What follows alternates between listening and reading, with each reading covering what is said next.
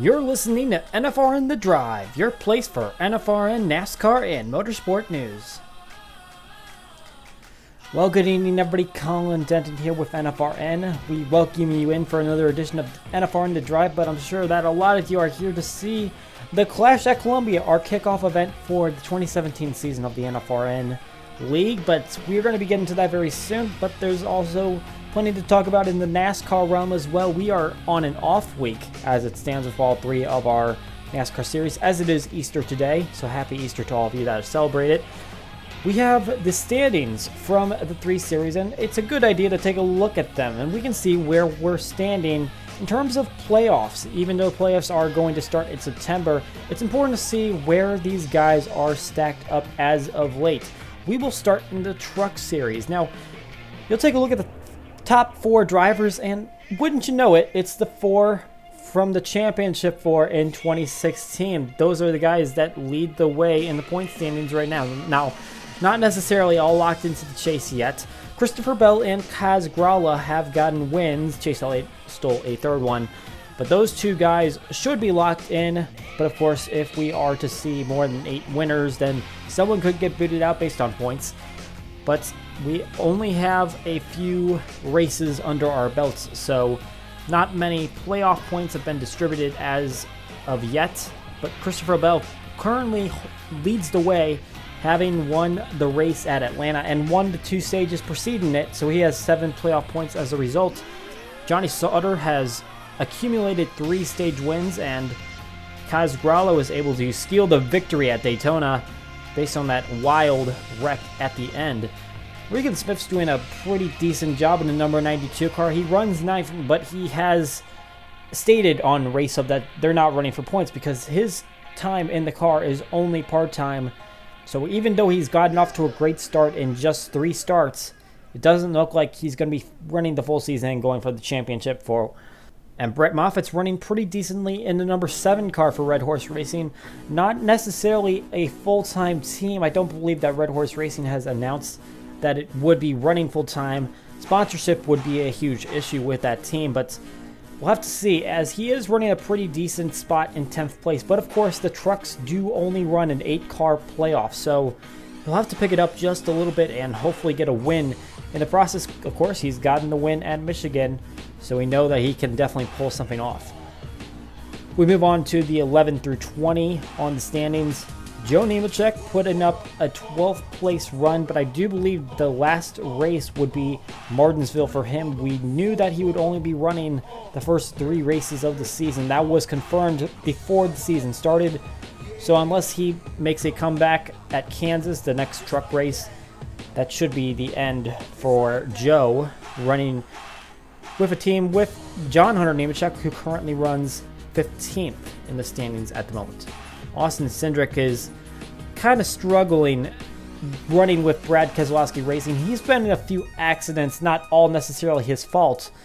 That puts him back to 17th place, though, so he's really trying to pick it up and trying to put the same truck that Daniel Hemrick put into the playoffs last season, even though not getting a win in the process. And now we move on to the Xfinity Series standings. Elliott Sadler leads the way, has 2 stage wins, which gives him 2 playoff points. Not a race win yet so far. He came pretty close at Daytona where he picked up those stage wins. Of course, got wrecked out in the final stage, and he has still been running very consistent and putting up great runs that's gotten him points in the stages, but the race win would be a nice way for him to get some momentum. But momentum is definitely going the way of William Byron, who's only 6 points behind Elliott Sadler. They're JRM teammates, but Byron, being the rookie, having won 7 races last season in the Truck Series, it's got to feel pretty good for the rookie, as he is looking to establish himself in the Xfinity Series and maybe make the move up to the Cup Series very soon. Ryan Reed and Justin Allgaier have wins under their belts, 5 playoff points. Reed got the win at Daytona and Allgaier at Phoenix. And Darrell Wallace Jr. on a streak of 6th place finishes running the number 6 car. It's a great consistency that's put him into 4th place in the standings, and we'll see if he can make a further run in the playoffs this season. A couple of rookies in Matt Tift and Daniel Hemrick are also putting together very solid runs, running the top 10. They're 6th and 7th at the moment. Still looking to make sure they're locked into the playoffs, but they're making a great case for themselves right now. We move to the next 10 in the standings, and it's a very interesting place to look because we know that there's 12 cars in this playoff system for the Xfinity Series, and you got some new names in those top 12. Dakota Armstrong, he's been running the series for a while, and he did not make the playoffs last season, but now as he runs, he is in 11th place. That would put him in.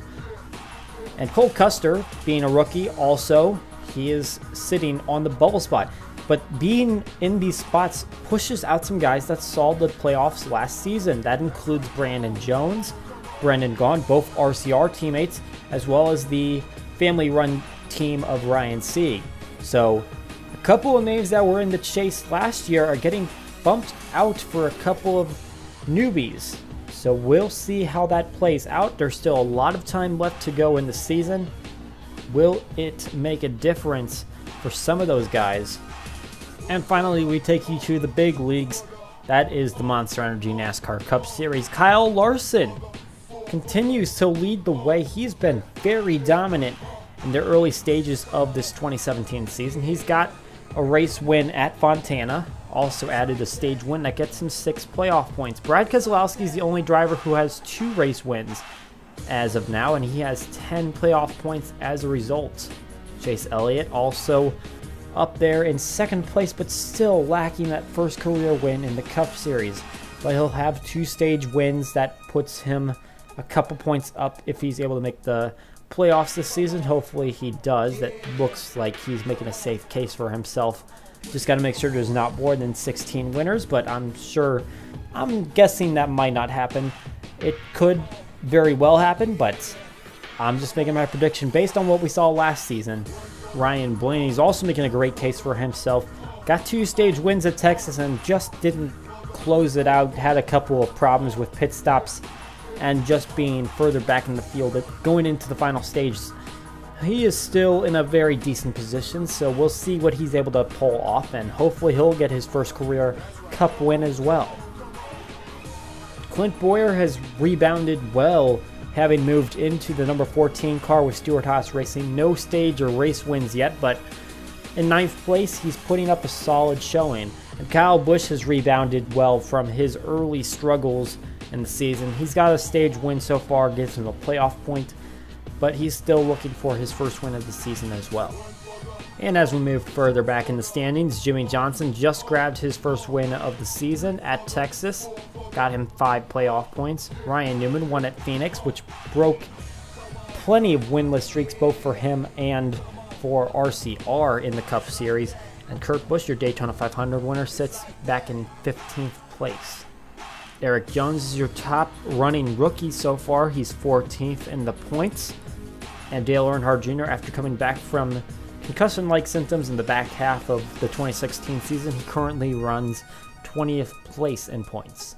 Got his first top 5 of the season at Texas. Well, while we are on the topic of Texas, I can say that I did make a trip down to Fort Worth over this past weekend. Made a trip down with my father, and we had a great time down in Texas Motor Speedway. There was a lot to do down there. We had the Saturday race in the Xfinity Series, the Sunday Cup race, but they also had some legends and bandoleros running in the short track just outside of the main speedway, and just a little bit more south of that, that's the dirt track where they held Tony Stewart Nationals, and there was some sprint car running down there. A lot of exciting things. There's some pictures and video to show you right here. There was plenty of action going around. Of course, had a fun time at these races. I will say this, it was a bit dull. I'm sure that there's a lot of mixed reaction in terms of the racing. From my perspective, I plan to see a little bit more crashing just based on what they were doing in solo runs during the practice and qualifying sessions. I honestly thought we were going to see more wrecks, but the final stages, they almost ran caution-free in both races over the weekend. And it was a bit disappointing to see the one groove racetrack, and slowly expanded to 2 grooves as we got further along, and they actually added a tire dragon, I believe that's what it was called, or a tire monster, and somewhere in that range. They added it during Saturday night into Sunday morning to try to expand the groove and make it more wide, and I started to see that, but it was still all a little bit too narrow, and I understand that comes with a repave. It's just a little bit hard to watch that after it comes around, but it did have to come around because we saw the issues that they had with IndyCar and having to move back the whole race several months because it was raining and they couldn't get it dried out just because it was so humid. There was no drainage to the track. There was a lot of weepers. That repave definitely had to happen. It just didn't quite go the way I thought it would go. And I think if you were watching from the TV audience, maybe you saw it a little bit differently. Maybe it was a little bit more exciting, but that was just my takeaway from watching both the Xfinity and Cup races. But there was a lot more to see that came out of the dirt races and the Bandolero races. I didn't stay at the Bandoleros and Legends quite long enough. I did see a little bit of qualifying and a little bit of the races for the younger aged drivers, but the dirt races were there for the whole time. And there were some pretty dramatic accidents. The sprint cars, as if you've ever been to a sprint car race, there's a lot of speed in those guys, and when they don't go the way you want them to go, they're gonna definitely make some action happen. And one flip happened into the fence, and there was a lot of drama surrounding that accident. But fortunately, everyone was okay. And it was just a really exciting race overall. But for the American Sprint Car Series, Sam Heffertip Jr., 5 races, 5 wins. He has won every single race this season. He's got a full 109-point gap on the next car down, which is Johnny Herrera, who has 4 top 5s in 5 features. It's just insane that in 5 races you've seen the same winner over and over. And you think Kyle Busch wins too much. This guy is just sweeping the competition completely. So a very fun and exciting day and weekend down in Texas Motor Speedway. Great job done in overall by Eddie Gossage and the entire Texas Motor Speedway staff. They put together a great weekend for what it was worth. And hopefully I'll be making a trip back down there very soon. So let's talk a little bit of NFRN as we're getting ready to proceed our way into the NFRN Clash at Columbia. I do want to talk about the Amateur Cup Series drivers. We've got the paints all lined up. We're still working on the Truck Series. I do apologize for that. We'll have them ready for the next episode, which should, I guess, precede the full weekend of activities for the NFRN opening weekend. But for the Amateur Cup Series, we've got all the paints lined up, and we do want to go through the drivers, and we can talk about their teams now that they have all been finalized. So we'll take a look at the guys about 6 at a time. Sparky the Sun Devil, we got him running with Ramco Motorsports. Of course, that is the feeder team coming down from the Elite Cup Series with Rampage and NASCAR Fan 19. Jay Jefferson, he's going to step into a ride that's normally seen on the Xfinity Series trail. That's the number 3 Ream Chevrolet, which is a part of Ty Dillon's ride. Of course, Ty Dillon now a full-time driver in the Cup Series. So that 3 car, while still being driven by Dillon a majority of the races this season, we'll see a rotation throughout the season as well. AJ Jones, another Xfinity regular car, of course. The Dream Water Chevrolet, which would be a part of JD Motorsports, and the driver Ross Chastain. Justin Rodeback in the Sprite Chevrolet. And we got TJ Smith in the Acme Chevrolet.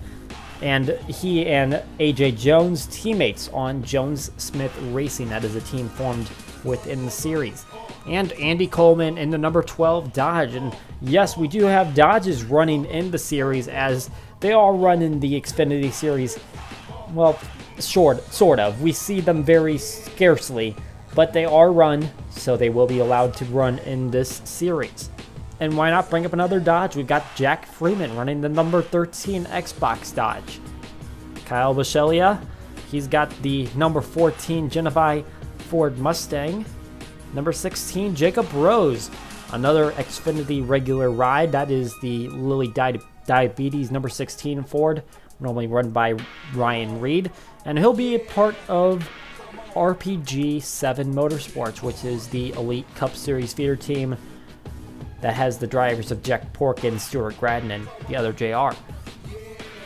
Kyle Loss steps into the number 23 McDonald's Chevrolet, and that is, I believe it's the third McDonald's car we have in the entire league, so we've got very much fans of McDonald's in the field. Ray Chapman in the number 25 Hershey's Ford Mustang, and he's got plenty of Hershey's products all over the race car. And number 31, John Gilbert. He's going to drive the Mobile One Dodge Challenger. Why not bring up another RCR ride? We got the number 33 of Alexander Rowe, and he'll be driving a Brandon Jones ride, which is the Easy Go Chevrolet.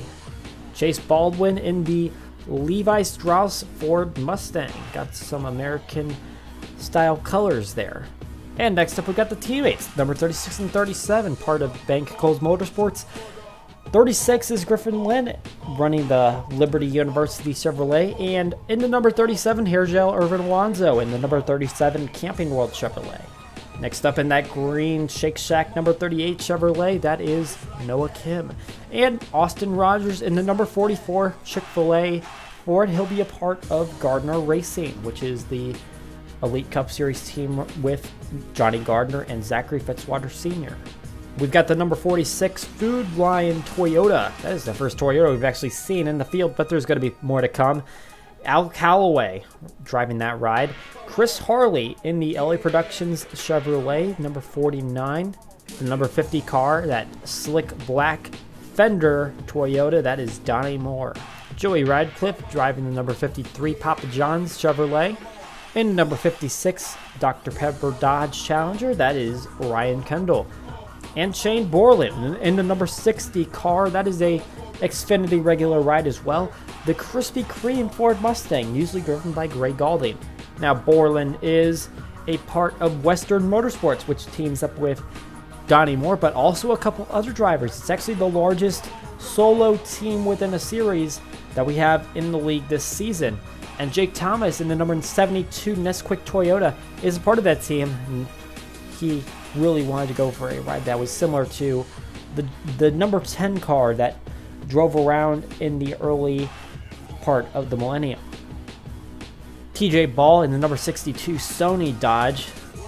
He is running as a part of Thunderhawk Motorsports. That team has Noah Cars and Caleb Campbell in the Elite Cup Series. We've also got Dwayne Calloway. He is the brother of Al Calloway, and he'll be driving the number 65 Bojangles Toyota. So those two brothers running on Calloway Brothers Racing. Wouldn't you guess that that was going to be the name of the team? And here we've got Eric Van Arsdale, who's actually the driver that ran in the Elite Cup Series last season. He's going to be making a return now to the second series of the league, and he'll be driving a very similar car to what he had last year, an Affleck Ford Mustang. Anthony Lopez, the number 75 Weather Channel Toyota. And no, that scheme is not the same as Chase Baldwin. That is Kenny Knox. They are teammates in Eagle Motorsport, and they actually have a very similar scheme, but it's not quite the same. They are inverted colors, but they are running the same sponsor with Levi Strauss. And there's the final teammate of Western Motorsports. That is Jason Thales, running the Starbucks Toyota. Craig Martin, he's got the number 82 Kleenex Ford Mustang. And Connor Mays in the number 84 Reese's Toyota.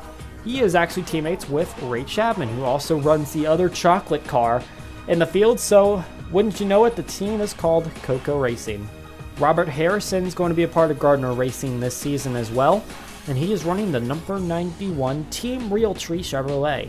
Colin Lindsay is coming off of the Championship 4 in the Elite Cup Series last season, And now this season he'll be a part of the Amateur Cup Series.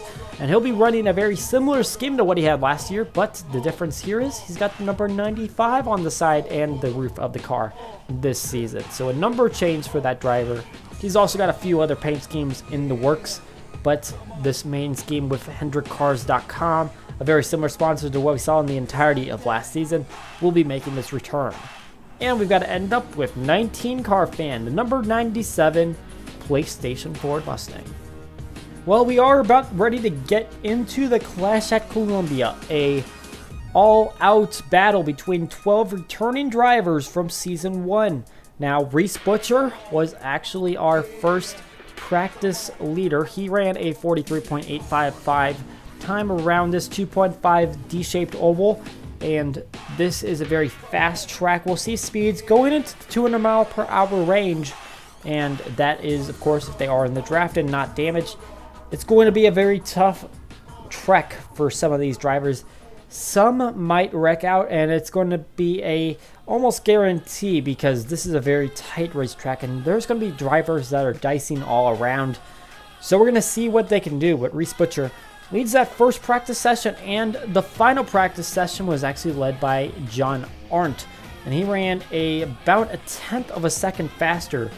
They all turned just around the amount of practice time that there were in terms of laps. So that first practice they saw 90 minutes of time, they all ran around the 90 lap range, and in final happy hour, well, there was only an hour, so they ran about 60 laps. So these guys have some tire wear all over the race car. It's a track that they've got to get used to, so they all took advantage of it, and this is a very good opportunity for them to get some laps and try to prepare for the main events where they're going to get points for. So they definitely took advantage of it. They're getting some good laps in, and now it's coming down to the wire for these guys to see who is the best of the best. They want to see how they can do on the super speedway and see if they can translate it into success come race number 1. So it's no longer a time to wait. We have got to get you into the race. So if you're watching on the live stream, of course, it's time to go in. And of course, if you are not watching on the live stream, well, you better go click on that link down below because the race is there. You need to see it. This is the start of the NFRN Season 2. Elite Cup Series racing action coming your way. As always, website is always available. You can get your all-out access stats and everything you need to know about every driver in the field. But that is going to do it for us here at NFRN The Drive. My name is Colin Denton for NFRN and RVN. Good night and good riddance.